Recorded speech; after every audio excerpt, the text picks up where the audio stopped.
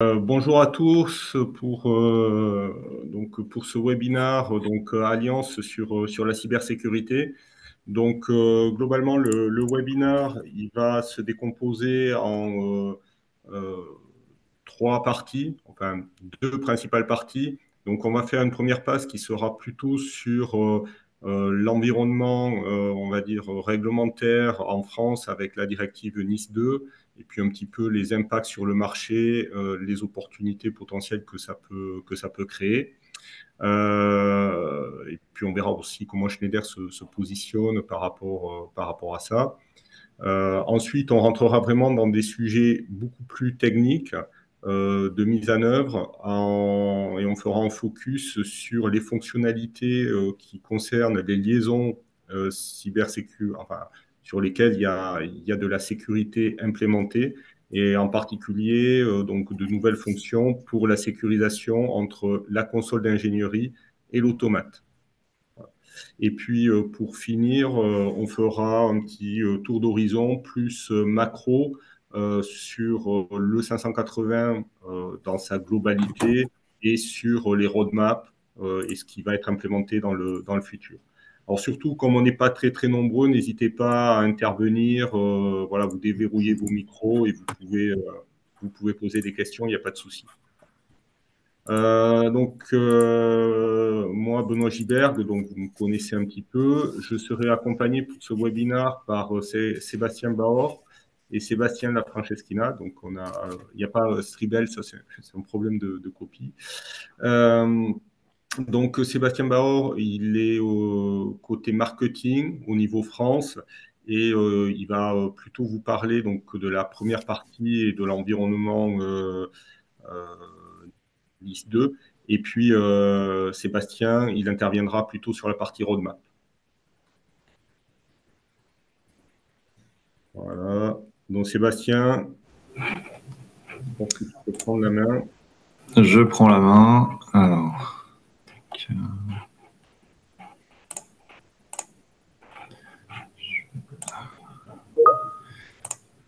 est-ce que vous voyez bien mon écran? Oui. Oui, très bien. Parfait. Très bien. Bonjour à tous. J'espère que vous allez bien. La météo s'améliore, ça fait du bien au moral. Du coup, on se retrouve aujourd'hui donc pour parler de la cybersécurité, plus précisément donc la directive NIS 2. Je vais vous parler de ça. Donc moi, Sébastien Bavard, je m'occupe je suis au niveau France, responsable marketing, transformation digitale et services. Et donc bien sûr dans le digital, on a de plus en plus cet aspect cybersécurité.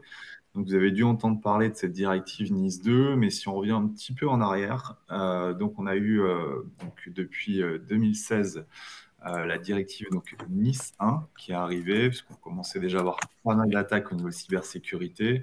Il y avait une volonté d'harmonisation au niveau de l'ensemble des États membres de l'Union européenne et de définir un certain nombre de normes, de cadres, de choses à mettre en place pour protéger l'ensemble, on va dire, des entreprises françaises et européennes.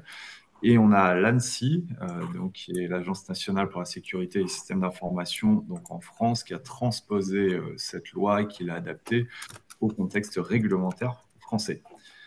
Et donc là, ce qui se passe, c'est que effectivement, on voit que donc les attaques de cybersécurité sont de plus en plus importantes. Donc, on a mis des premiers niveaux de protection, donc les attaques sont un peu plus virulentes. On voit que maintenant, effectivement, l'aspect d'attaquer des entreprises sur la partie cyber a un impact très très fort sur l'impact économique de l'entreprise, sur son activité.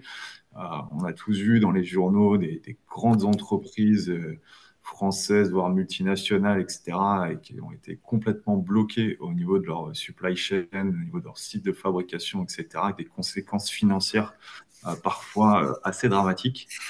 Et du coup, ce cadre NIS 2 vient renforcer le niveau de sécurité et également élargir le périmètre des entreprises concernées par cette directive, avec une entrée en vigueur qui va arriver donc là au mois d'octobre 2024. Alors, si on revient un petit peu sur le périmètre et les types d'entreprises concernées, donc vous voyez donc quel était le périmètre Nice 1, donc qui datait depuis août 2016, avec donc un focus important sur les entreprises liées à l'énergie, hein, parce que donc effectivement, ce sont des entreprises critiques si on attaque les installations électriques, gaz, pétrole, etc. Pareil pour le transport, hein, tout ce qui était ferroviaire, SNCF, RATP, les aéroports étaient concernés par ça. Tout ce qui est le domaine du médical aussi, hein, les hôpitaux, mais on avait également ce qui paraît logique, tout ce qui est banque, assurance, les data centers, et puis on en parlait aussi beaucoup, le domaine de l'eau. Voilà, qui peuvent être victimes de cyberattaques et qui pourraient avoir des conséquences assez dramatiques pour tout le monde. Donc, évolution de ce périmètre, parce qu'on a également eu une évolution au niveau de différents métiers. Hein. On voit arriver, donc il y avait donc, les eaux potables, mais maintenant on est du périmètre aux eaux usées. On retrouve également donc, les réseaux de chaleur, les réseaux de froid, de même que l'hydrogène sur la partie donc, énergie, administration publique également. Et après, donc, on va un petit peu plus loin aussi sur des constructeurs de machines, parce que les constructeurs de machines sont ce qu'on va appeler du rang 2, c'est les entreprises aussi qui fournissent des équipements pour l'aéronautique, pour enfin voilà, enfin, des gens qui travaillent dans le pétrole, dans le gaz, enfin voilà, dans plein de domaines. Et parfois, enfin, les gens qui font des cyberattaques vont du coup en fait détourner un petit peu leur attaque et attaquer, on va dire, des partenaires ou des sous-partenaires. Donc attention, vous êtes aussi des entreprises qui interviennent chez donc ces sociétés qui sont concernées peut-être par la NIS 1 depuis pas mal d'années. Et du coup, vous pouvez être du coup aussi soumis à des attaques cyber, peut-être indirectement ou sans trop le remarquer, mais avoir des malwares ou des choses qui peuvent en fait se retrouver à la fin chez votre client final. Vous êtes à ce moment-là un canal d'entrée pour ces gens qui font de la cyberattaque. Donc voilà, vous voyez donc un périmètre qui s'est vraiment élargi, tout ce qui est moteur de recherche, marketplace, etc., la gestion des déchets, services postaux, la chimie, les centres de recherche, laboratoires de recherche, etc. Donc on est vraiment sur un champ qui est très très vaste aujourd'hui avec la NIS 2. Alors, maintenant, on va dire oui, quel type d'entreprise. Voilà, différents tableaux. Ce que vous pouvez retenir, c'est que à peu près, dès qu'on est sur une entreprise donc, qui est classée, vous avez vu qu'il y avait un classement entre entité essentielle et entité importante. Ça sera un impact pour d'éventuelles sanctions financières. Je reviendrai dessus derrière. Mais quand vous êtes concerné par ce périmètre, que ce soit une entreprise qui a plus de 50 salariés et plus de 10 millions d'euros de chiffre d'affaires, que vous travaillez sur un périmètre international, sur l'ensemble des secteurs d'activité que j'ai cités, vous êtes de ce fait concerné par cette directive NIS 2. Vous voyez que le périmètre est quand même très très large. Alors, quelles sont les nouvelles exigences clés? C'est-à-dire que là, aujourd'hui, la directive NIS 2 vient vraiment prendre un peu tout le cycle, un cycle complet autour de cette directive et de la vie d'une entreprise. C'est-à-dire qu'il y a un premier niveau, donc au niveau des exigences, c'est ce qu'ils appellent la gestion du risque cyber. On va parler du périmètre. Périmètre, on va parler d'un périmètre donc, IT, informatique de type administratif. Donc ça, c'est plutôt bien géré dans les entreprises. Et informatique, et un périmètre, pardon, aussi OT. Donc tout ce qui est cybersécurité sur les réseaux industriels. Et là, du coup, vous êtes également bien concerné par ce sujet-là. Souvent, et encore trop souvent, on va dire, un domaine, donc l'OT, qui est délaissé par les entreprises, autant la partie IT, donc l'ensemble des DSI, RSSI, etc., sont un sujet qui travaille en premier lieu, autant l'OT sont un petit peu moins à l'aise. Néanmoins, avec l'avancée du digital, les connexions, donc Ethernet, connexions à distance qui existent depuis pas mal d'années, etc., on a beaucoup de vulnérabilités, beaucoup de moyens d'accéder aussi par les réseaux industriels. Et donc, on a eu ces dernières années énormément d'attaques là-dessus. Donc, gestion du risque cyber, c'est vraiment valider le périmètre, identifier l'ensemble des installations qui sont critiques et si elles sont attaquées, vont poser problème ou vont apporter, on va dire, une non-disponibilité des installations. Deuxième lieu, c'est réponse à un incident. Vous êtes bloqué, on efface un certain nombre de données. Est-ce que vous avez des backups? Quelles sont les procédures? Comment vous allez être en capacité à redémarrer l'entreprise et justement repasser suite à cette attaque à un état de fonctionnement optimum? Donc ça, c'est vraiment, il faut être clair là-dessus. Il y a pas mal d'impositions et c'est vraiment quelque chose qui va faire que l'entreprise va pouvoir retomber sur ses pattes le plus vite possible. Donc, il faut identifier toutes les possibilités. Ensuite, la gouvernance. Donc, effectivement, c'est comme tous les métiers. Donc, aujourd'hui, sur ces risques cyber, il doit y avoir une gouvernance autour des problématiques de la cyber à tous les niveaux d'entreprise, soit au niveau de la direction générale et au niveau des différentes entités. Voilà, c'est pareil, donc Sébastien, soit excuse-moi, je t'arrête 2 secondes. Est-ce que tu peux cliquer? On a une demande. Est-ce que tu as un bandeau sur l'écran, là, sur masquer le bandeau? pardon, alors il ne voit pas bien. Oui, Ah, oui, c'est parfait, mieux. merci. Ouais. Désolé. Donc sur donc les aspects de gouvernance, je vous disais, c'est très important que vous soyez un grand client industriel, un constructeur de machines, ou comme vous, une entreprise également, donc type intégrateur, installateur, etc. Vous devez en fait intégrer ça ou au moins avoir la capacité d'accompagner les clients sur un périmètre ou sur différents types d'organisations en fonction des problématiques qui vont leur être soumises. Ensuite, les schémas de certification, effectivement, toute directive, tout décret associe un certain nombre de démarches forcément administratives et procédures. Donc, voilà, il y a le schéma de certification, il y a des normes aussi en vigueur là-dessus. Donc, c'est des choses assez complexes qui prennent pas mal de temps à mettre en place. Derrière, donc ici, donc on parle de digital, de cyber, donc il y a quand même des technologies, des offreurs de solutions dont on fait partie, qui permettent d'avoir une supervision renforcée des installations, qu'on soit entité essentielle ou entité importante. Également sur la partie IT comme OT. Et donc, nous, on a vraiment cette valeur ajoutée sur la partie OT avec un certain nombre de surveillances embarquées dans notre produit et également des logiciels qui font de la surveillance de réseau, etc. Et dernier point qui n'est pas négligeable, c'est formation et sensibilisation de l'ensemble des collaborateurs d'une usine, voilà, ou comme vous, qui soit partenaire, c'est-à-dire voilà, être très très très vigilant sur des mails qu'on pourrait ouvrir, sur l'utilisation d'éventuels de clés USB, sur enfin voilà, pas mal de choses qui pourraient transporter comment dire, des malwares ou autres et qui pourraient arriver à destination des clients finaux qui sont ciblés dans cette démarche.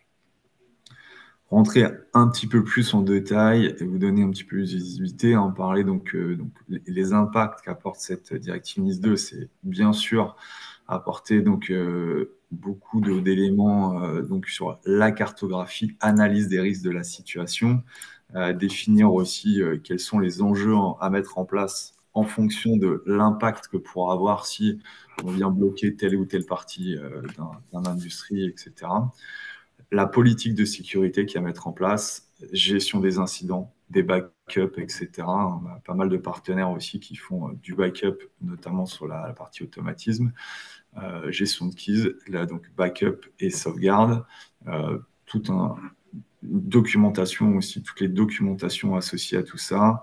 Donc, comment sécuriser la supply chain, des techniques de chiffrement. Donc, on l'a aussi, Benoît vous en parlera, je pense, techniques de chiffrement au niveau de nos produits d'installation, authentification, contrôle des accès, gestion des actifs, sécurité, donc des protocoles de communication spécifiques pour verrouiller un maximum et apporter un certain nombre de fonctionnalités.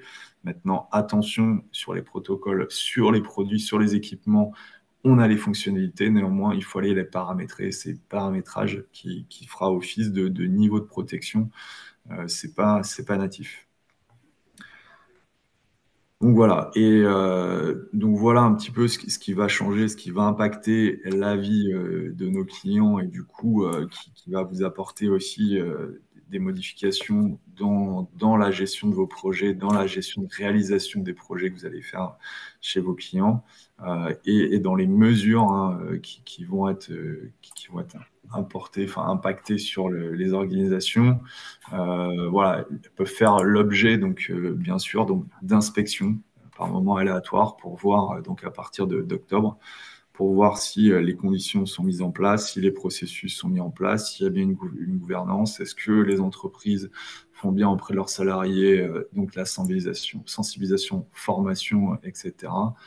Et suite à ça, donc, toutes les entreprises doivent être capables de prouver, on va dire, ce qui a été mis en place avec un certain nombre de documentations, etc.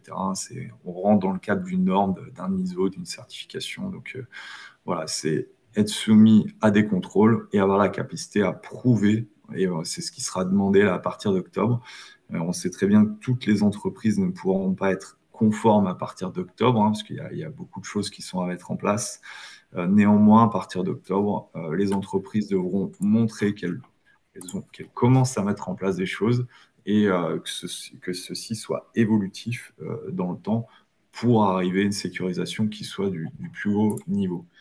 Vous voyez quand même que les sanctions financières sont quand même assez conséquentes. On parle pour les entités importantes hein, jusqu'à 7 millions d'euros ou 10 millions d'euros pour les entités essentielles, avec des impositions, donc l'imposition financière et après imposition de réaliser des audits de sécurité, des scans, etc. Donc derrière, il y a pas mal de mise en place de choses correctives qui seront obligatoires à faire pour les entreprises et également possibilité d'avoir des suspensions temporaires pour les organisations qui n'ont pas qui sont pas mis en conformité sur ces sujets-là. On est vraiment sur une réglementation assez drastique, comme vous le voyez. Donc voilà, j'arrive à la fin, mais vous avez bien compris que la difficulté des entreprises aujourd'hui, c'est de bien définir les périmètres, périmètre IT, périmètre OT, quels sont les enjeux opérationnels, les enjeux économiques qui vont être liés, on va dire, aux différents périmètres, voilà, les périmètres sont attaqués. Quelles mesures il faut mettre en place, c'est adapter le niveau de mesure et les investissements associés à la hauteur des risques cyber qui peuvent impacter l'entreprise. Mettre en place donc toute une notion de changement, de gestion du changement, et puis du coup adopter justement ces nouvelles normes, les procédures qui sont malheureusement toujours un petit peu lourdes dans ce cadre de démarche, et continuer à sensibiliser et former en permanence les collaborateurs. On voit qu'on sensibilise et on forme au mieux ces collaborateurs. Voilà, déjà, on limite énormément les risques de cyber. Et là, nous, c'est une feuille de route qu'on tient, donc aussi le message que je vous fais repasser hein, là-dessus. Donc, nous sommes partenaires ensemble, on travaille sur le terrain sur pas mal de projets. Je n'ai pas en tête de savoir à quel niveau d'expertise vous êtes sur la cybersécurité. En tout cas, Schneider Electric en France, on dispose donc d'une entité dédiée à la cybersécurité avec une expertise très très forte sur la cybersécurité, donc des réseaux industriels, donc sur la partie OT. Donc on a capacité à déployer, on nous a déjà demandé de déployer des accompagnements auprès d'industriels. Néanmoins, je sais que vous êtes chez des industriels voilà, tous les jours. Donc, si jamais vous êtes soumis à des contraintes dans le cadre de vos projets ou à des impositions aussi clients et que vous n'avez pas forcément l'expertise sur les sujets, ce sera avec plaisir qu'on pourra regarder ça ensemble et voir comment vous accompagner, comment travailler avec vous pour que vous puissiez porter une offre complète auprès de vos clients avec des capacités donc d'études complètes sur le périmètre, évaluer les activités, analyser le niveau de risque et puis après capacité aussi chez nous d'aller faire donc on fait pas que l'étude, on fait la mise en œuvre des solutions et surtout derrière on va mettre en place des systèmes pour faire une surveillance et que les installations évoluent parce que les niveaux de sécurité évoluent et donc il faut sans cesse mettre à jour ces installations pour qu'elles soient tout le temps, qu'elles aient toujours ce bon niveau de cybersécurité. Donc voilà, j'en ai terminé pour mon intervention, pour la présentation de ce cadre réglementaire. Donc j'espère que c'est clair. Si vous avez quelques questions, écoutez, avec plaisir pour y répondre.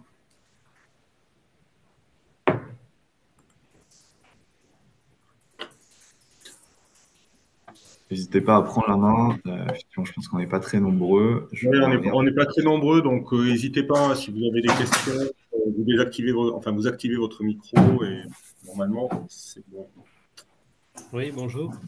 Oui. Par rapport à cette directive NIS2, il va y avoir un délai de mise en œuvre, un délai, une tolérance d'application. Comment ça va se passer? Vous avez des éléments? Alors, c'est pas encore très clair, justement, ça doit être tranché par l'ANSSI, mais pour l'instant, donc, on a bien cette date d'octobre 2024 avec un début de mise en application. Comme je vous disais, à partir de là, bon, c'est assez lourd hein, quand même à mettre en place, surtout pour les gens qui n'étaient pas soumis à la NIS 1. Donc, ils rentrent directement dans un niveau d'exigence qui est assez important. Donc, à partir d'octobre, je pense que le gouvernement, l'ANSSI, etc., va commencer, on va dire, sur des sites, ce qu'on appelle essentiels à haute importance vitale, etc., à commencer à aller voir ces gens-là pour voir ce qu'ils mettent en place. Donc, ce sera progressif. Et après, on n'a pas encore de date exacte sur vous devez être conforme à telle date. Donc, ça n'a pas encore été publié. Je pense que ça arrivera normalement. Ils ont prévu d'annoncer ça sur fin d'année. Voilà. Donc, personne n'a encore l'information pour l'instant, mais en tout cas, c'est à partir d'octobre. Voilà, toutes les personnes concernées par cette directive doivent commencer à mettre en place un maximum de choses pour montrer qu'ils sont actifs et qui sont sensibilisés et qui commencent à se prémunir de différents problèmes. Ok. Moi, j'ai eu une petite coupure. Alors, je ne sais pas si je suis bien revenu. C'est bon? Ouais, c'est bon. N'hésitez pas s'il y a d'autres questions. C'est bon. Je ne sais pas s'il y a d'autres questions aussi. Après, on fait donc un webinaire là, donc ce vendredi à 10 h destiné justement aux clients finaux. Donc, si jamais vous y participez, on reviendra plus en détail encore sur tous ces sujets. On rentrera un petit peu plus en détail. Là, ce sont des experts de notre entité qui présenteront ça. Voilà. Et puis après, comme je vous le dis, nous sommes partenaires sur ces sujets. Je sais que vous allez être soumis à ce niveau de cyber qui va être de plus en plus haut. Et bien sûr, n'hésitez pas à nous solliciter pour qu'on vous accompagne et qu'on regarde comment travailler avec vous sur ces thématiques. Bonjour, j'avais juste une dernière question, si c'est possible.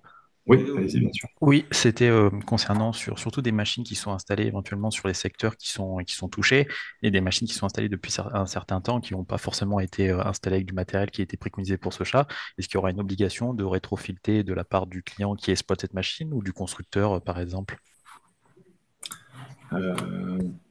Très bonne question. Alors, rétrofit. Non, il y a pas d'obligation de rétrofiter, hein, parce que l'ANSSI est quand même conscient que ça engendrerait des coûts très importants. Dans tout ce qui a été présenté par Sébastien, c'est surtout là où on peut accompagner le client, c'est surtout dans des protections, disons, périmétriques, c'est-à-dire tout ce qu'on va pouvoir mettre autour.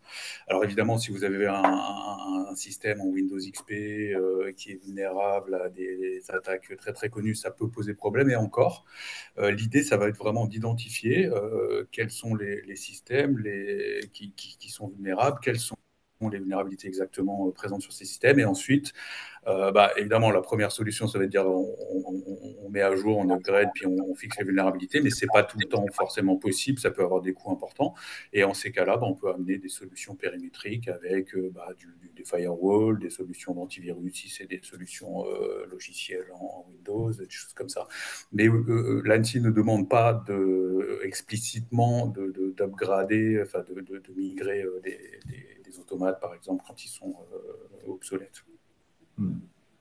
Par contre, si effectivement c'est une machine qui, dans le cadre du site industriel, est une machine qui est définie comme machine sensible, effectivement, il faudra intégrer en fait cette machine dans l'architecture, dans le périmètre, dans l'architecture cyber et voir comment on peut apporter une surveillance de l'installation de cette machine et au cas où voilà, elle est soumise à une attaque, voilà, comment on la coupe, comment on protège cette installation, quoi. Donc, c'est pas forcément un rétrofit. D'accord, merci beaucoup. Très bien. Donc, s'il n'y a pas d'autres questions, je vais continuer. Donc là, on a vu un petit peu le cadre, l'environnement réglementaire qui a tendance à évoluer. Là, on va revenir plus sur les briques technologiques qu'on met à disposition dans nos produits. Et moi, je vais faire un premier focus sur vraiment un petit peu ce qu'on a dans le 580 en termes de connectivité, de liaison sécurisée. Puis on fera un focus un peu plus particulier sur une nouveauté qui est arrivée dans les dernières versions. D'accord? Donc, on va faire peut-être quelques rappels techniques, hein, ça va faire un peu un retour à l'école. Donc, ça sera très technique, mais ça va nous permettre aussi de poser les bases quand on va parler des différents coupleurs et des différents aspects d'architecture. Qu'est-ce qu'on retrouve finalement sur nos différents coupleurs? Alors, quelques petites définitions et rappels, parce que globalement, on va souvent entendre parler quand même de technologies de chiffrement, de certificats. Donc, il y a un certain nombre de choses à connaître. C'est des choses qu'on n'avait pas avant sur nos coupeurs de communication, mais qui depuis quelques années sont arrivées. Donc, juste voilà, pour des petits rappels que vous connaissez peut-être très bien, hein, qui sont un peu des basiques. Donc, des connaissances, ça correspond un petit peu aux connaissances que vont devoir avoir quelque part les gens qui vont concevoir les architectures chez vous. Donc, qui dit mise en place de communication sécurisée va faire appel à des techniques de chiffrement, d'accord? Donc, il y a deux grandes familles de techniques de chiffrement, et on va voir que dans nos produits, ben, on va retrouver ces éléments-là. Donc, il y a ce qu'on appelle les chiffrements symétriques, où on a une clé, un secret qui est partagé, hein. En gros, on va avoir quelque part un secret qui va permettre d'encoder un document et puis de le décoder. D'accord? Donc, typiquement, j'en sais rien, si on mettait des choses très basiques, ça pourrait être le décalage de 3 lettres de l'alphabet dans un document texte. D'accord, hein? Donc, vous décalez de 3 cases lorsque vous chiffrez et vous décalez de 3 cases lorsque vous déchiffrez.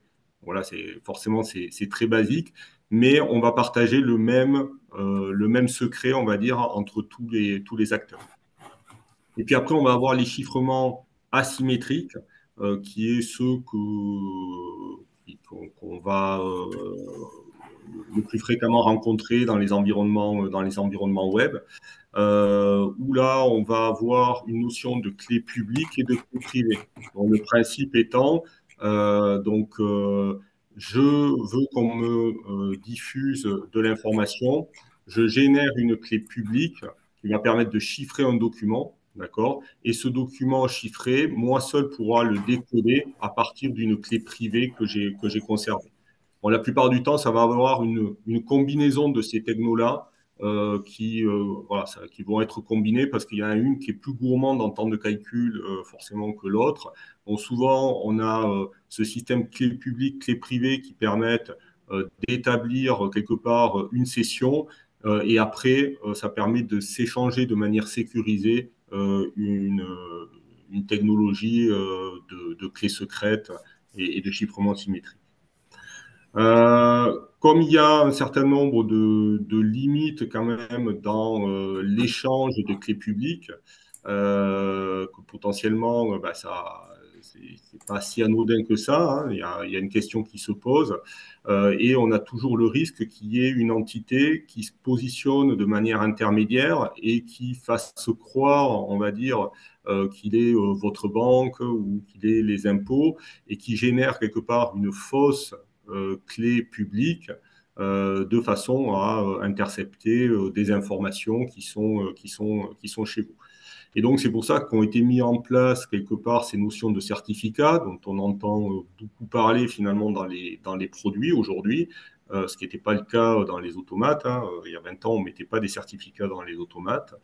Et donc, les certificats, quelque part, on va associer à la fois c'est la clé publique, à la fois l'identité de l'émetteur, et ça, quelque part, on va le faire signer, on va avoir une signature qui va pouvoir être donnée par un tiers de confiance. D'accord, hein. Donc, il faut garder l'idée qu'à minima, quelque part, un certificat, c'est une clé publique qui va servir donc au chiffrement, une identité et une signature. Donc, on corrèle quelque part à la fois la notion de clé et la notion d'identité.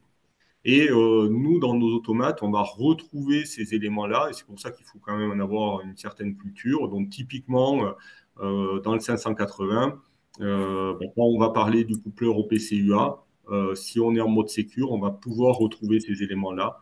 Si on fait ce qu'on va voir tout à l'heure, donc des connectivités HTTPS, qu'on se connecte au serveur web de manière sécurisée de la CPU, et ben on va retrouver ces éléments-là.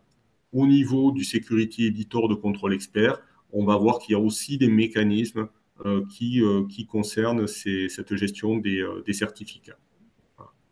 Donc voilà, avant d'aborder vraiment les fonctionnalités, c'est bon de rappeler ces éléments.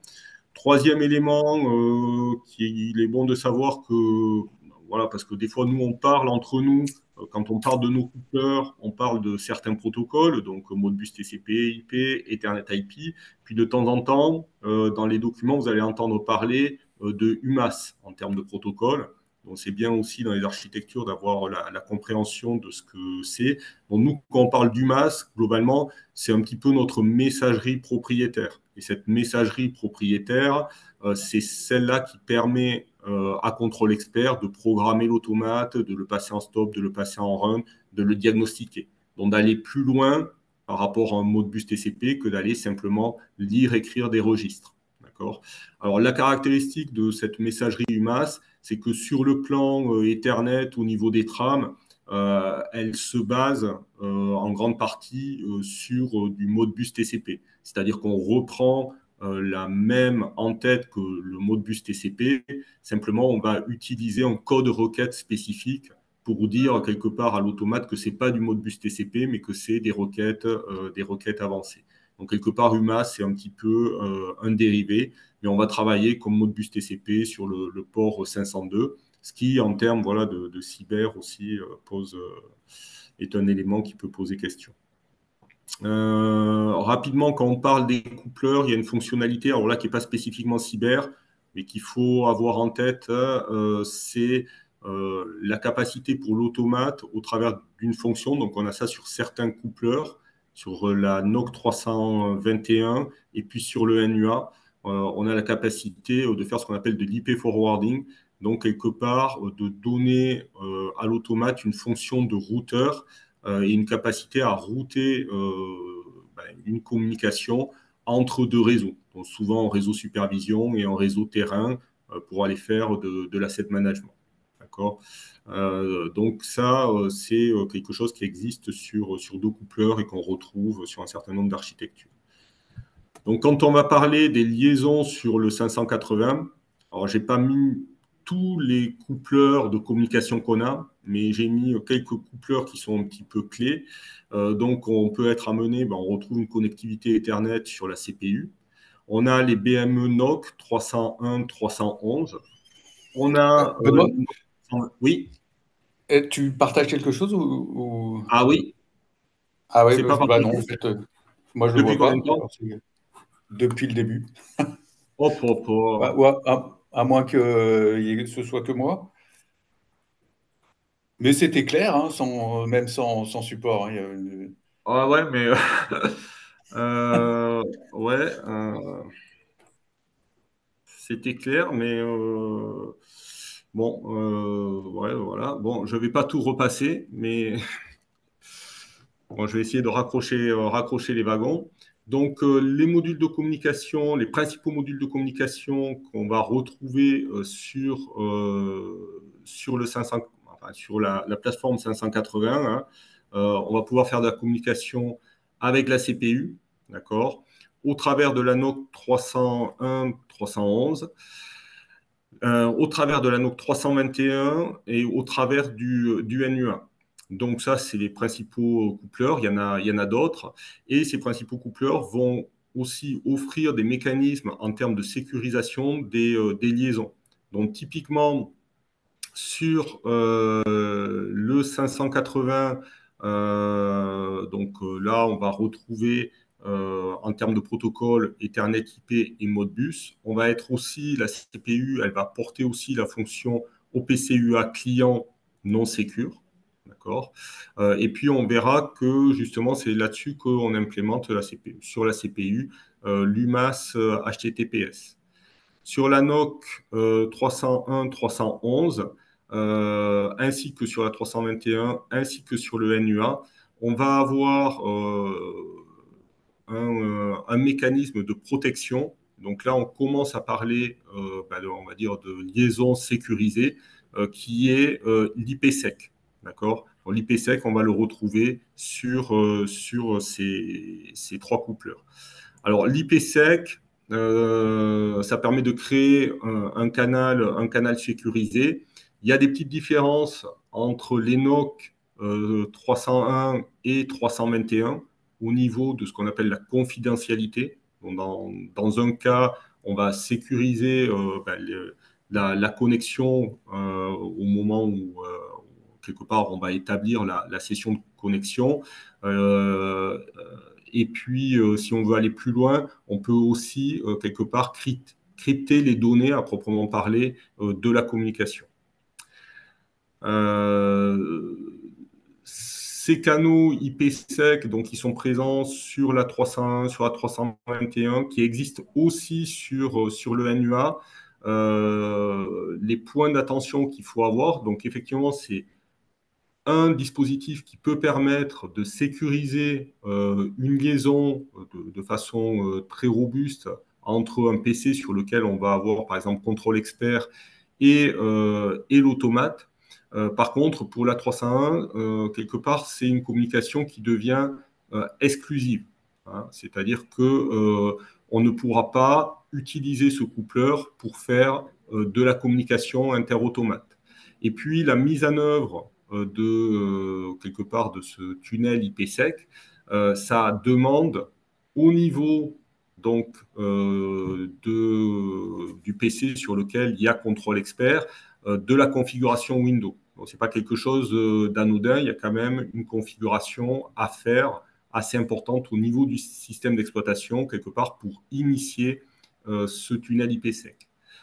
À savoir que sur les NOC 301, 321, le coupleur, en fait, il ne peut pas être initiateur. D'accord. Donc, on ne pourra pas utiliser ces canaux-là pour faire de la communication interautomate en IPsec.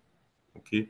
Ce qu'il est possible de faire potentiellement avec le NUA, avec un certain nombre de limites. Mais potentiellement, avec le NUA, on a la capacité de créer aussi un tunnel IPsec entre deux automates.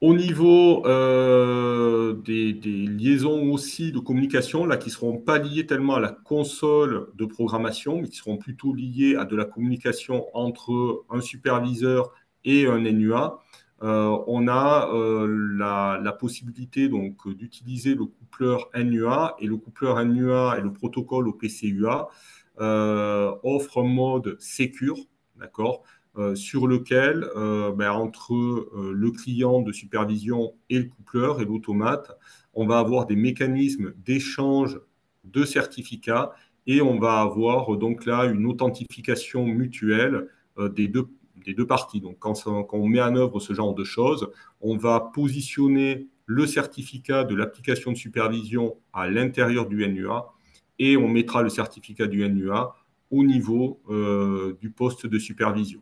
D'accord. Donc ça, c'est intéressant, c'est très robuste en termes de cyber. Par contre, ça ne concerne pas la programmation. Donc maintenant, je vais parler de la partie qui est la nouvelle fonction qu'on a apportée au 580, qui concerne la liaison entre contrôle expert et l'automate. Avec ce coup-ci, on va prendre le protocole UMAS, dont on a parlé précédemment, d'accord, et on va l'empaqueter sur HTTPS. D'accord. Donc, l'idée, effectivement, pourquoi on met ça en place, c'est que déjà, entre l'automate et la console de programmation, forcément, on échange un certain nombre de choses. Il y a on voit que dans le contrôle expert, aujourd'hui, on met des mots de passe. On a un certain nombre de mécanismes de premier niveau. Et donc, quelque part, il faut s'assurer que lorsqu'on transfère ces informations applicatives dans l'automate, on n'a pas de personnes malveillantes qui puissent être capables de capter, de décoder un certain nombre d'informations. Typiquement, les mots de passe application, les mots de passe firmware. Alors là, je vais passer vite. Alors, je m'excuse, là, les slides je les ai pas tous traduits. Donc, les éléments qu'il faut quelque part avoir en tête dans ce type de communication, c'est d'être compliant avec les organismes de régulation, d'accord. C'est quelque part d'offrir quelque chose qui soit quelque part performant et bien établi en termes de management avec une techno, donc HTTPS, TLS, qui va fournir des mécanismes vraiment modernes et intéressants. Donc, prévenir effectivement l'exploitation de ce protocole UMAS qui a été conçu à un moment donné où il n'y avait pas encore le sujet de la cybersécurité, puisqu'il date du début des premiums, pour partie.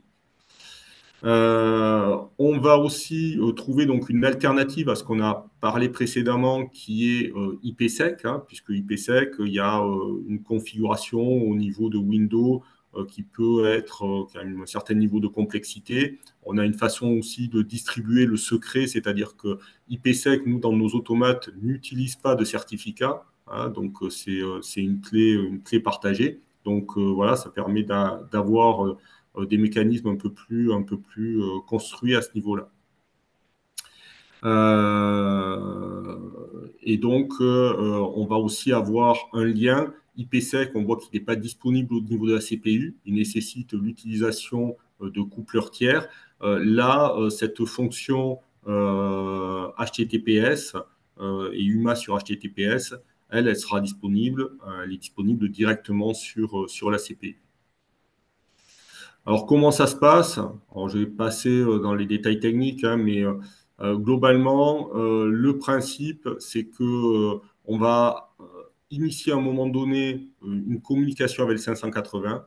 On va récupérer son certificat et à partir de ce certificat, ça va nous permettre de constituer une communication qui soit chiffrée. Et donc, après, on va pouvoir travailler de manière sécurisée avec l'automate.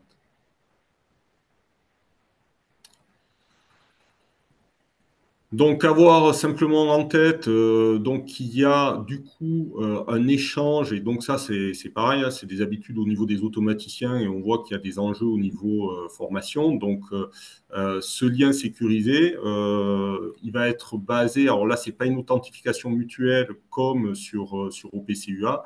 Là, on va récupérer le certificat du 580 et on va le récupérer au niveau de la console de programmation. Donc, ce certificat, il va contenir un certain nombre d'informations classiques, c'est-à-dire des éléments d'identité, la clé publique et puis une signature. Donc, il sera auto-signé. Mais on va avoir aussi des éléments qui concernent l'adresse IP qui est configurée au sein de la CPU. Ce qui veut dire que si on change les adresses IP, ça suppose que on va générer un nouveau certificat et que donc au niveau de l'exploitation, on devra de nouveau faire ce travail d'enrôlement. Bon, ça, c'est les requirements au niveau hardware et software. Donc, il faut certaines versions de CPU et puis certaines versions de contrôle expert. Et comment les choses vont se matérialiser pour les gens qui vont mettre en œuvre. Au niveau de contrôle expert, on va retrouver de nouveaux drivers. D'accord, hein. Bon, déjà, il y a des drivers qui changent de nom. Et puis, on va avoir deux liaisons possibles. HTTPS si on est sur Ethernet. Et puis aussi HTTPS via le port USB. D'accord. Donc, pour vos équipes et pour les gens qui souhaitent avoir du détail sur la mise en œuvre, donc là, je ne vais pas passer ce détail-là. On a un certain nombre de vidéos, donc je mettrai à disposition, qui donnent le détail sur un exemple de mise en œuvre de ces équipements. Donc, le principe, c'est qu'on va déjà configurer au sein de Contrôle Expert pour lui dire quel type de lien on souhaite avoir entre contrôle expert et l'automate. Ensuite, il y a un process d'enrôlement quelque part du certificat du 580. Ça se fait avec le Security Editor. Et puis ensuite, on va pouvoir se connecter de manière sécurisée avec l'automate. Donc, ces éléments-là, c'est des choses qu'on va retrouver au niveau de la CPU. Donc, il y a un paramètre qui concerne ce lien d'ingénierie.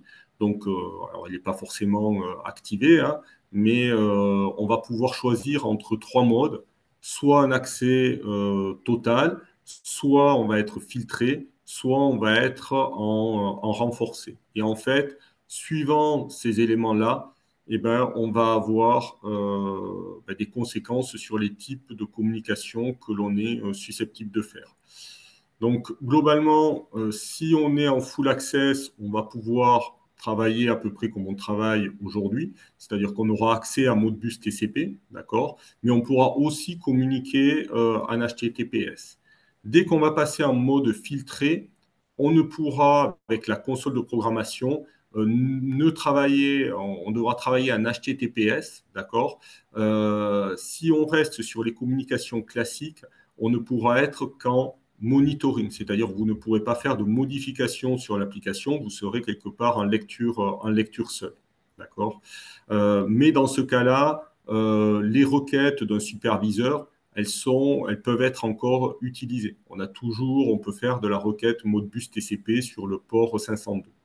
Et si on est dans le cas où on est vraiment le plus haut niveau, là, quelque part, on n'a plus de communication qui est supportée avec la CPU en dehors de la communication de contrôle expert via du HTTPS. Voilà un petit peu ces éléments. Je n'ai pas forcément après détaillé, il y a un certain nombre de schémas qui détaillent ce qu'on vient de dire sous la forme d'un use case. Donc ça, par contre, n'hésitez pas quelque part à revenir vers moi pour avoir plus de détails. De toute façon, ça, on donnera ces pages-là. Donc, je propose maintenant déjà de répondre si vous avez des questions sur cette partie technique. On est dispo pour y répondre. Et puis sinon, on va finir avec Sébastien tu peux reprendre la main pour redonner peut-être le cadre général des évolutions futures. Je voulais vous demander, Oui. si c'est possible, dans une architecture qui doit répondre à la directive NIS2, est-ce qu'on peut intégrer donc demain un M340? Alors, je pense que ce qu'il y a, c'est qu'il y a les briques technologiques et puis il y a l'attendu global du système. Donc, c'est sûr que Nice 2, elle va obliger à donner un cadre et puis à à se prémunir d'un certain nombre de vulnérabilités. Après, quelque part, il faut mettre en œuvre les briques technologiques qui vont bien. Donc, sur le M340, aujourd'hui, on va probablement avoir des difficultés sur un certain nombre de choses. Ouais. Bon, moi, je n'ai pas forcément de détails. Je ne sais pas, Sébastien, si toi, tu as des visions perso. Ouais, M340, c'est une plateforme qui est moins puissante forcément hein, que M580. Donc, en termes de performance de CPU, de RAM, etc., on est vraiment limité. Et donc, en conséquence, les fonctionnalités cyber qui sont dessus sont elles aussi limitées. On apporte un fixe qui ressemble à ce que vient de présenter Benoît sur le Secure Engineering Link, donc la connexion sécurisée entre contrôle expert et l'automate. On apporte un équivalent sur M340, mais c'est vrai que la majeure partie des fonctions cyber vont être portées plutôt sur M580. Après, par rapport à votre question, il faut distinguer vraiment deux cas. Le cas d'une installation existante. Donc, une fois de plus, voilà, si le M340 est déjà existant, ça peut être compréhensible de conserver cet automate pour X et Y raison et de faire des protections périmétriques. À partir du moment où c'est une installation neuve, là, le régulateur, l'ANSI, peut être un petit peu plus demandeur de partir sur un automate avec des fonctions de cyber un petit peu plus riches que sur M340. Il y a vraiment deux cas à considérer. Très bien, merci.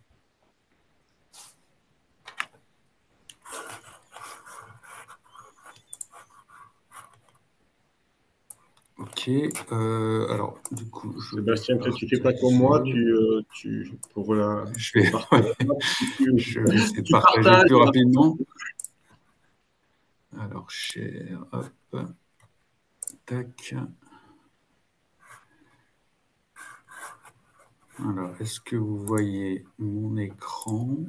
Non, pour le moment, on ne le voit pas. Ah. Oui, parce que je n'ai pas. Désolé, je n'ai pas l'habitude de cet outil. Là, c'est bon.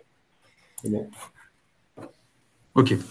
Donc, là, l'idée pour moi, ça va être de balayer les fonctions de cybersécurité qu'on a sur la gamme M580. Donc, moi, je suis Sébastien Lafranceschina, je suis gérant d'offres du M580 sur la partie cybersécurité et architecture. Donc j'ai ce slide-là qui est un petit peu chargé et un peu indigeste, où on voit un peu vraiment toutes les fonctions d'ores et déjà existantes sur le produit. Donc je vais pas les détailler là, je vais partir sur un slide un peu plus digeste, mais si vous avez des questions ou vous avez besoin de focuser sur un point particulier, on peut y revenir. Une fois de plus, on n'est pas beaucoup dans la call, donc n'hésitez pas à poser des questions en live, à m'interrompre, il n'y a pas de souci. Donc, je voulais partir plutôt vous présenter ça de manière un peu chronologique. Donc, sur ce produit M580, on a attaqué, pris en compte ce sujet de cybersécurité assez tôt. J'essaie de regarder. On a pris ce sujet assez tôt, donc dès 2014. On a commencé à prendre ce sujet, puisque c'est un peu le début, enfin, c'est pas le début, mais c'est là où on a commencé à avoir le plus de demandes et à considérer qu'il y avait vraiment un impact important de la cybersécurité sur nos produits. Donc, les premières choses qu'on a faites, on a fait de l'intégrité. C'est-à-dire qu'on a donné la possibilité à Contrôle Expert, par exemple, de vérifier l'intégrité de l'exécutable et de toutes les DLL qui sont utilisées. De cette manière-là, ça permet de garantir que le logiciel Contrôle Expert n'a pas été modifié. C'est-à-dire que si vous modifiez une DLL dans Contrôle Expert, il va la détecter, il va vous afficher un message. De la même manière, sur le M580, on a cette vérification d'intégrité au niveau du firmware, cette fois-ci. Donc là, c'est vraiment crucial, puisque, bien sûr, vous le savez, le M580 va piloter directement des installations. Donc, si un attaquant pouvait modifier le firmware et le mettre dans le M580, il pourrait modifier complètement le fonctionnement. C'est d'ailleurs l'attaque qui a eu lieu sur le fameux Stuxnet, sur nos concurrents allemands. Donc, depuis 2014, le firmware est signé et ne peut pas être modifié. On a aussi mis en œuvre les liaisons IPsec qu'a décrite Benoît précédemment, donc qui permettent d'avoir une liaison sécurisée entre l'automate, enfin plutôt entre un coupleur de communication NOC et un PC sur lequel on va installer un client IPsec. Donc, ça permet de sécuriser complètement la communication entre le NOC et le PC et avoir ainsi des communications sécurisées, que ce soit pour contrôle expert qui serait installé sur le PC ou aussi pour un SCADA, ça peut fonctionner. Vous pouvez installer un SCADA et sécuriser en IPsec ou même un serveur syslog, etc. On a d'ailleurs implémenté le syslog assez tôt, comme vous pouvez le voir, et j'essaye d'afficher mon pointeur, voilà. Et on a mis en œuvre le password applicatif qui permet de sécuriser l'accès à l'automate. Donc, quand vous vous connectez à l'automate, si vous avez configuré le password applicatif, c'est l'automate lui-même qui vous demande le mot de passe. En 2020, on a apporté des nouvelles fonctionnalités en termes de communication sécurisée, mais cette fois vers le SCADA. Donc, c'est encore quelque chose que vient de vous présenter Benoît avec de l'OPCUA Secure. Donc, de l'OPCUA avec des communications sécurisées, avec des certificats, donc la possibilité d'échanger des certificats et d'utiliser ces certificats pour sécuriser les communications en authenticité, intégrité et en confidentialité. On a aussi du DNP3 sur un coupleur NOR, donc ça c'est plus dédié à des distributions électriques, qui de la même manière peut permettre d'avoir des communications sécurisées sur le NOR en DNP3. L'IPsec qui a été amélioré avec la fonction initiateur qui permet depuis un NUA vers un autre NUA d'initier des communications sécurisées pour avoir des communications sécurisées d'automate à automate.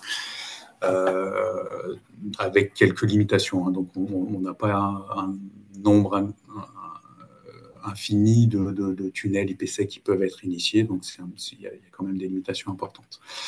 2022, on a une grosse mise à jour de notre système d'exploitation VxWorks sur la partie automate, qui nous a permis de corriger des vulnérabilités, d'améliorer aussi la qualité. On a aussi introduit un nouveau hardware, donc des nouvelles UC. Donc la couleur a changé. Avant, on était sur des UC blanches. Maintenant, elles sont grises, mais ce n'est pas la seule modification. C'est-à-dire qu'à l'intérieur, il y a des composants qui sont là pour préparer les étapes suivantes qu'on voit un peu sur la droite.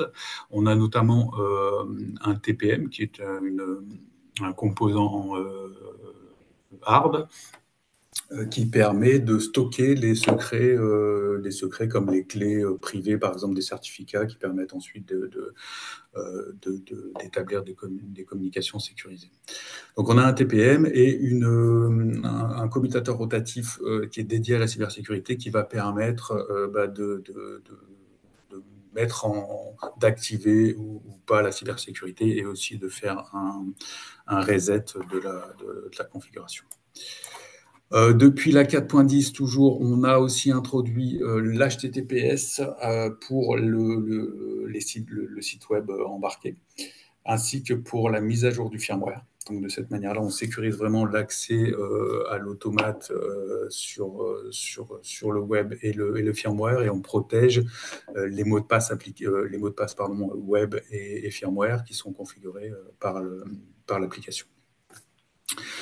On a, depuis la 15.3 de Control Expert, la possibilité de connecter Control Expert à un Active Directory pour gérer les utilisateurs. Donc, depuis, alors je ne sais pas vous dire depuis quand, mais depuis peut-être le début, on a dans Control Expert la possibilité de déclarer différents utilisateurs avec différents droits. qui sont assez fins, avec une granularité assez fine.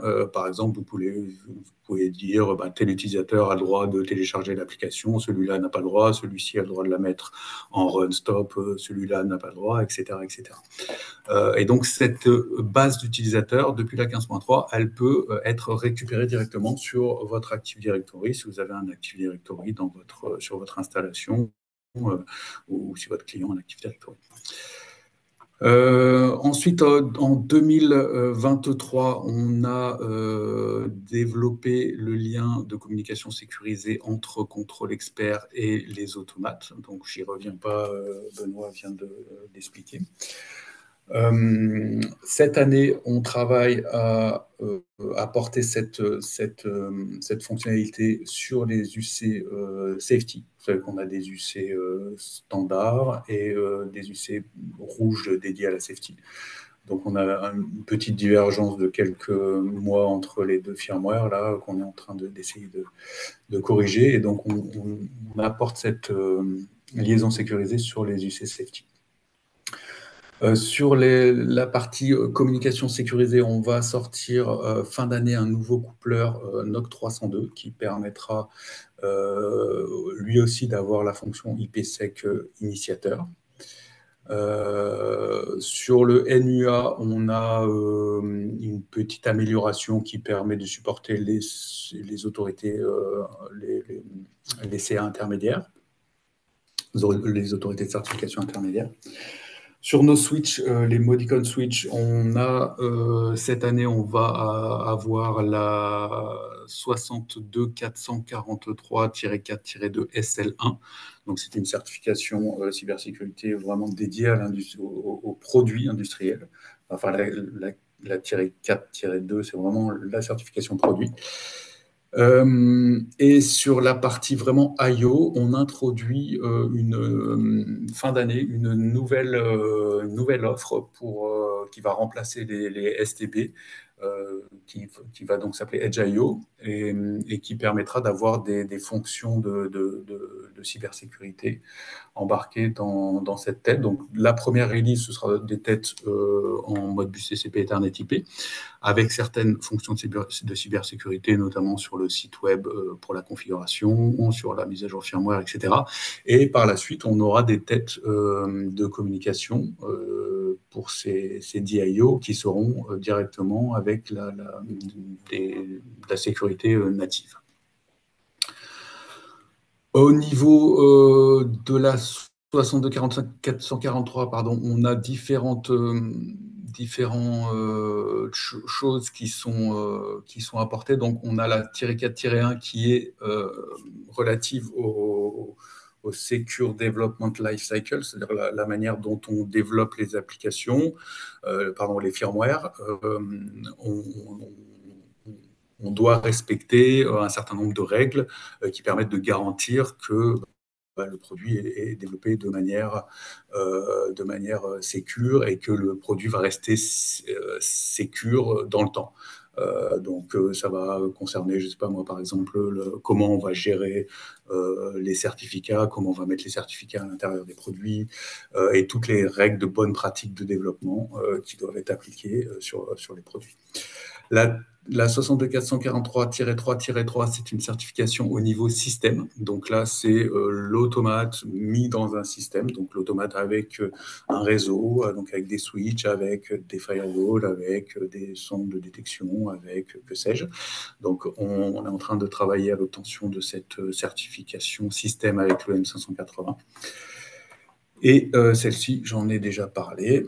On voit qu'à cheval, ici, il y a le renouvellement de la certification CSPN. Donc, la certification CSPN, c'est une certification produit qui est délivrée par l'ANSSI, qu'on a obtenue sur le M580, mais qui est expirée depuis quelques mois et on est en train de travailler à son renouvellement.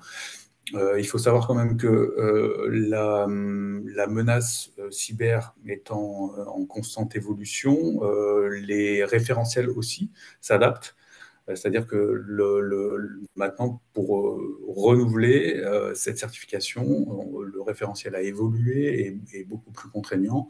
Et donc, on s'attelle en ce moment à apporter les fonctions nécessaires pour pouvoir récupérer cette certification CSPN. Si vous avez des questions, allez-y, je peux faire une petite halte.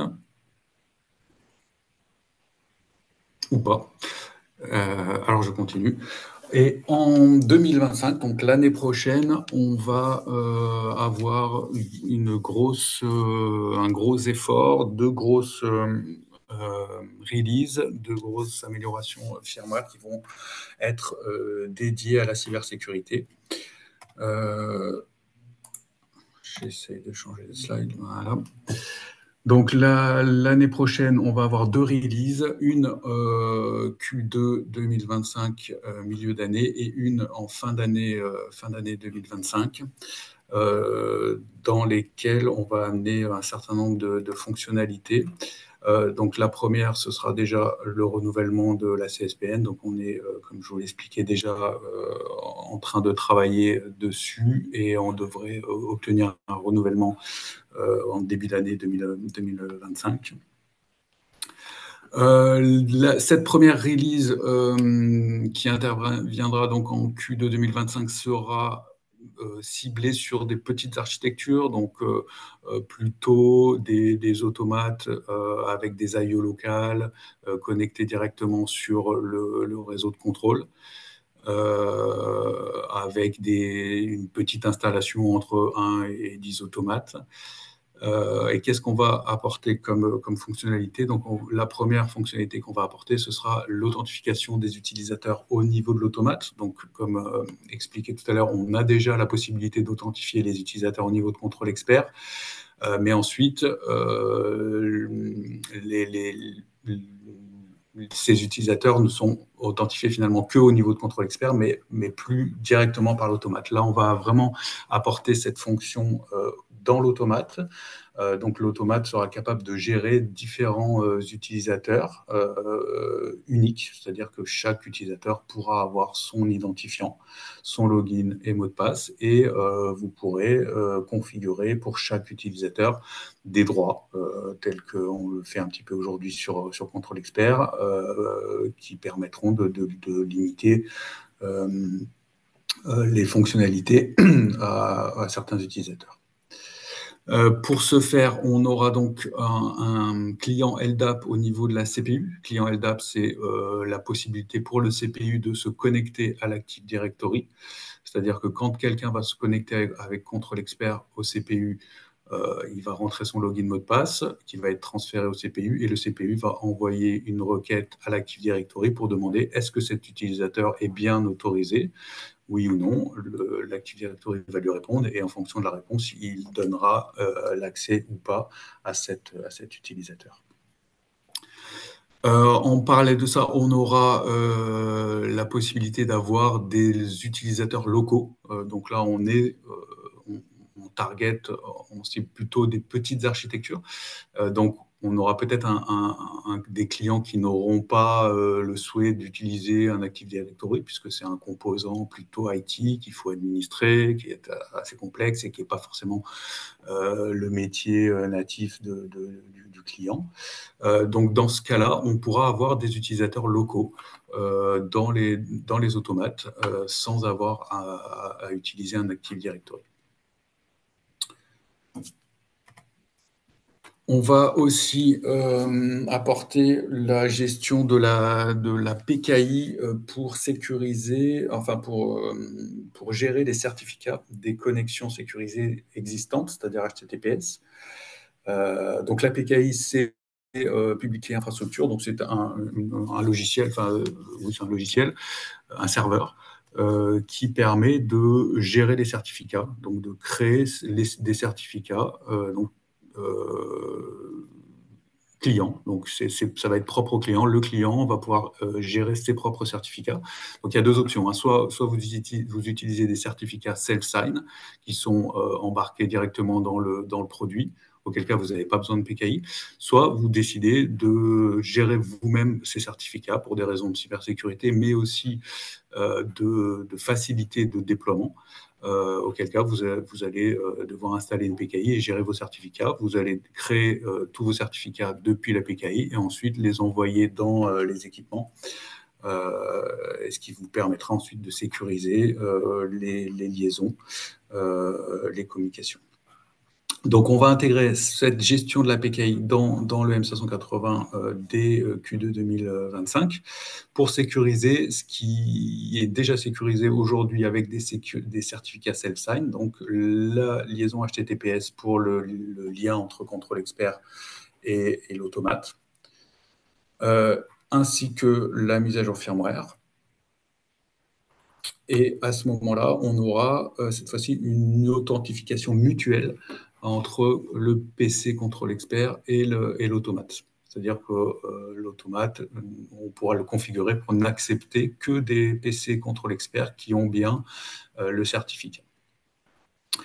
On va aussi amener une autre fonctionnalité qui est la vérification d'intégrité de l'application. Donc, tous les contrôles experts auront, tous les PC contrôle expert auront un certificat. Et à chaque build de l'application, l'application sera signée par le certificat, elle sera transférée à l'automate et l'automate pourra vérifier que l'application qu'il reçoit a bien été signée par un PC contrôle expert qui fait partie finalement de l'écosystème trusté, c'est sûr, quoi. Et on voit qu'on amène quand même un certain nombre de nouveaux mécanismes avec des certificats, des utilisateurs locaux, etc. On amène aussi en parallèle un nouvel outil qui sera le CAE, Cyber Security Admin Expert, et cet outil sera dédié à la configuration de la cybersécurité. Donc, il permettra de gérer de manière homogène et centralisée la cybersécurité dans les automates. Donc, la configuration sera faite de la partie cybersécurité dans le CAE, ainsi que les utilisateurs locaux. Donc, tous les utilisateurs locaux, vous allez les déclarer une seule fois dans le CAE et ensuite, ils vont pouvoir être poussés dans tous les automates. De la même manière, la gestion des mots de passe, hein, si vous avez besoin de changer, resetter un mot de passe, ça pourra se faire directement avec le CAE.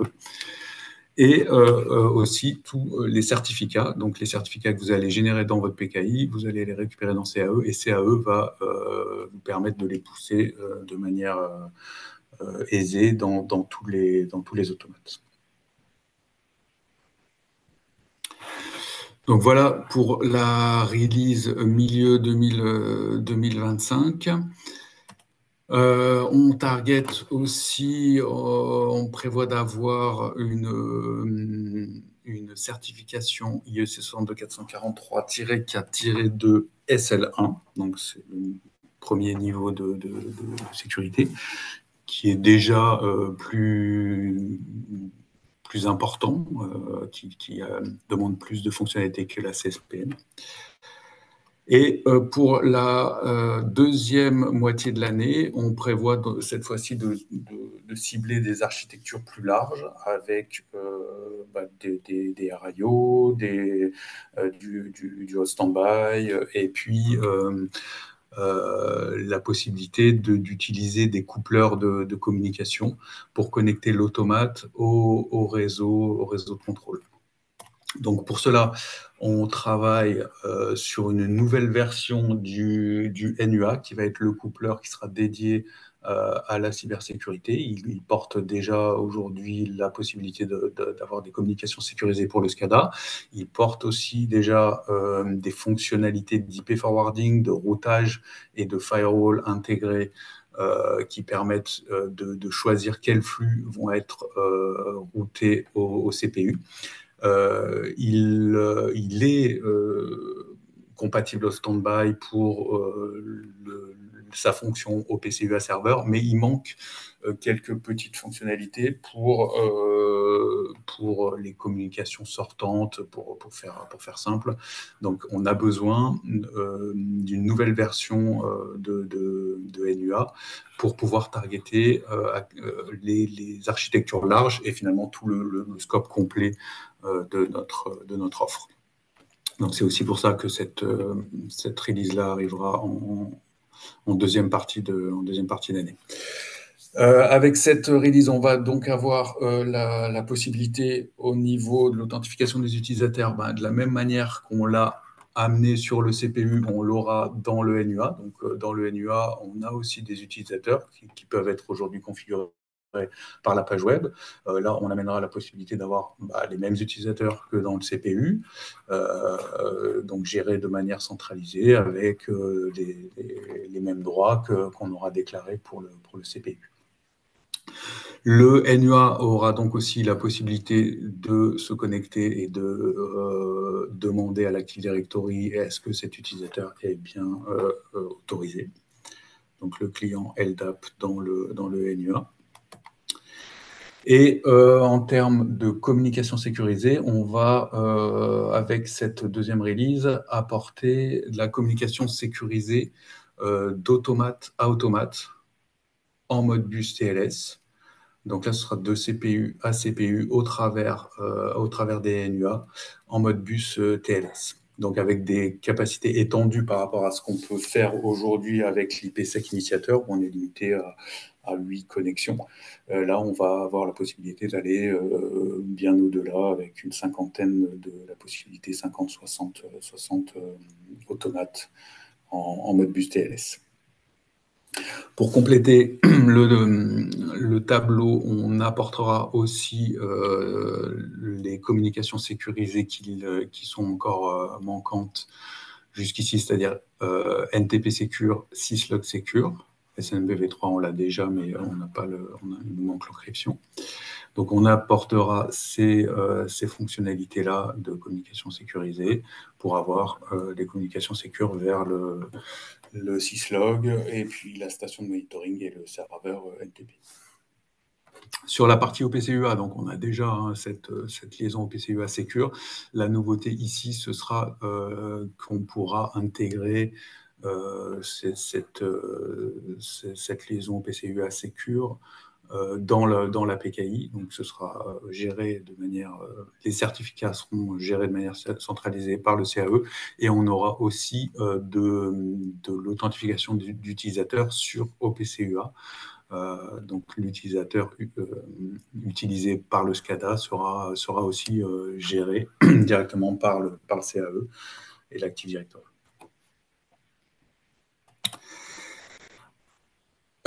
Et pour ce qui est du logiciel CAE, donc comme je viens de l'expliquer, il permettra aussi d'intégrer les configurations du NUA pour avoir une solution complètement homogène et en termes d'utilisateurs, de configuration et centralisée.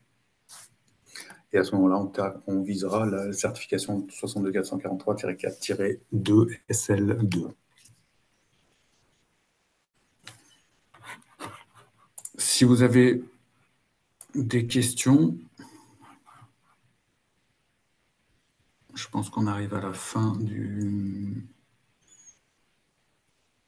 la réunion. Bon, s'il n'y a pas de questions, je pense qu'on va finir là.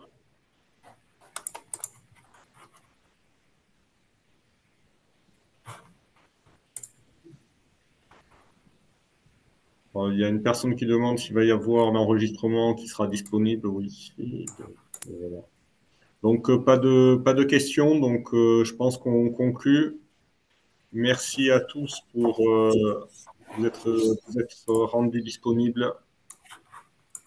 Et à bientôt. Merci.